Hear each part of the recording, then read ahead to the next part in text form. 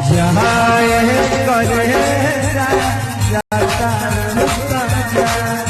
दोस्तों, फिर से आप सभी का स्वागत है मेरे इस ऑफिशियल चैनल में। दोस्तों, यही गाना खेसारी लाल यादव का बहुत समय से इंस्टाग्राम पर रील सेक्शन में ट्रेंड चल रहा था और फाइनली पब्लिक के डिमांड से ये गाना का पार्ट 2 आने वाला है। जी हाँ दोस्तों, इसका पार्ट 2 जो है आएगा वो वेस्ट भोजपुरी से आएगा। आप लोग वेस्ट भोजपुरी में जा सकते हैं और वहाँ पर देख सकते हैं खेसारी लाल यादव के द्वारा एक उसमें छोड़ा गया, ऑफिशियली अनाउंसमेंट किया गया है कि जाए करेजा 2 ये गाना बहुत जल्द कमिंग सून करके उस चैनल पर इस तरह का इन्फॉर्मेशन दिया गया है।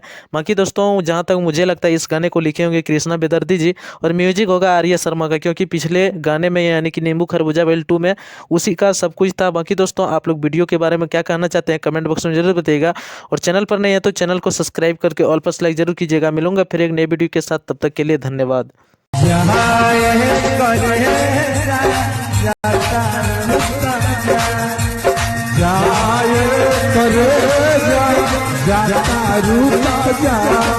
अरे मारी लगा देख निकाल